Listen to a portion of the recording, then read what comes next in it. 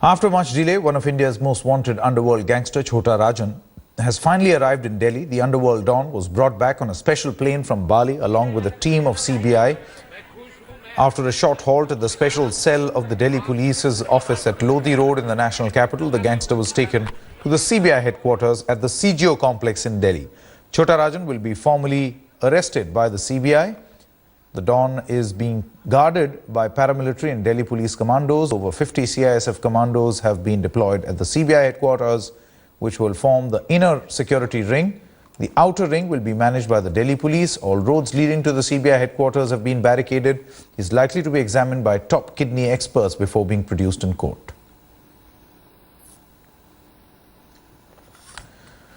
Right, Jugal Purohit joins us from outside the CBI headquarters. Brajesh Pandey joins us from outside the special cell of the Delhi Police office in New Delhi. Let me come across to you, Jugal, because you are standing where at the location where Chhota Rajan is at this present moment, the CBI headquarters. Just take us through the various cases that are there against him.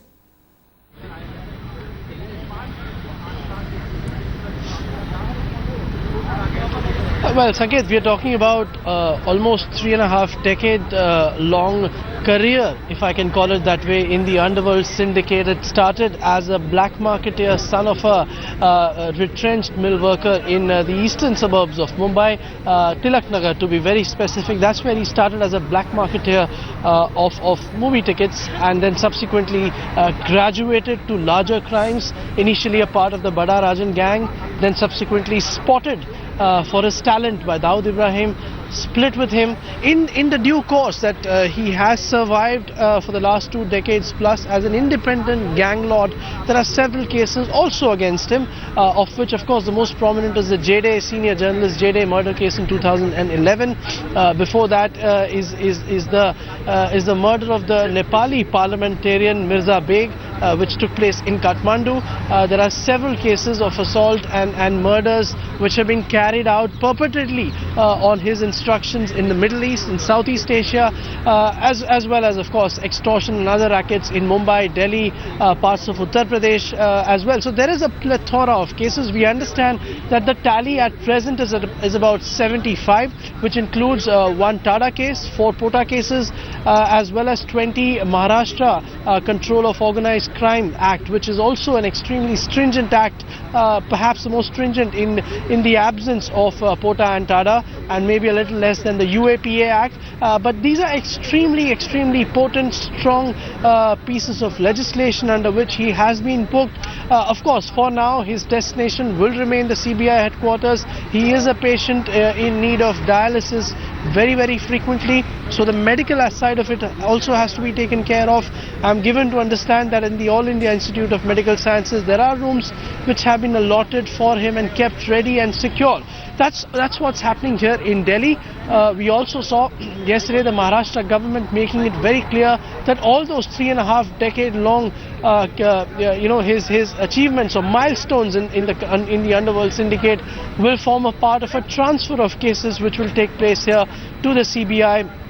So that's what's taking place right now, Sanket. These are early hours, early days quite literally in this prosecution, and we'll have to wait and watch out for. Also joining me is Anindyo. He's our colleague who's staying the night out awaiting Chhota Rajan's arrival. Anindyo, take us through the moments, the kind of security arrangements which were in place, and just how did the entire scenario of this Don, who's coming back into the Indian soil, if I can call it, after more than 3 decades? Well, Jugal, there has been absolute security, and there has been a security audit at 2 places, not only at CBI headquarters but also the special cell of Delhi Police, that is just around 2.5 kilometers from here, where we are standing right now. See, I mean, there have been talks that they were not decided yet, even till the end, that where they'll take the trade Dawn, whether it's CBI headquarters or the special cell. At the very end, they decided that he'll be taken straight to the CBI headquarters, say around 11 or 11:30. The decision has been taken here, and what we are given to understand at the instruction of NSH Ajit Doval. So that is one aspect. Over there, as the SWAT teams, the DCP special cell, who is the nodal officer, who was there. Also 2 persons from the AME as well as high-ranking high-ranking officials of the CBI. Also, it's a very interesting fact. We can confirm that, but we have been told by sources inside the Parliament technical area who are present that once the special flight that was carrying Rajan and the special CBI and high-ranking officials who went there to Bali to bring him back, but that touched down and he came down, the first thing he did probably was he kissed the soil as a gesture. We're not romanticizing anything, but that's what I've been told by reliable sources inside. Okay, so that's the scenario that played out, which of course played out in front of Anindyo's own eyes. He was there since the early hours of today and seeing the entire that's very episode interesting. too. That's the scenario here on the ground, Sanket. As I said, early days. There is a lot which will actually come out on this case absolutely, and as time progresses. And you know what Anindo was mentioning there actually tells us a lot about how Chhota Rajan over the past many years has tried to project himself. The patriotic Don is the image that he wanted to portray ever since the 1993 Mumbai blast took place, and that is why kissing Mother India upon landing and all these things, these gestures are something that are in fact playing out. Brajesh Pandey now joins us from the Special Cell office. Morning, Brajesh. This is Sanket here. Can you show us around the security arrangements that have been made for the gangster? Because his first stop was the Special Cell headquarters. And also, if you can show us what security arrangements have been made and why they have been made. What is the biggest threat to his life? And is there actually some intelligence that the Delhi police or the agencies have about him? Well, if I may ask my camera person to pan around, you can see that all roads leading to Delhi Police Lodi Station, Delhi Police Special Cell office, that has been barricaded. And at around 6:30, 6:40, Sanket, there was a heavy police contingent presence, which was there to secure the premises. But when Chhota Rajan left the technical area of Parliament, it was very clear that there were 3 demo decoys which were following just to mislead the prime media persons. And one of the decoy came at Special Cell, but Chhota Rajan was straight away taken to the CBI headquarters. And around half an hour before, almost a majority of police personnel who were deployed here have gone away. The whole place remains barricaded. It is next to Indian Habitat Center.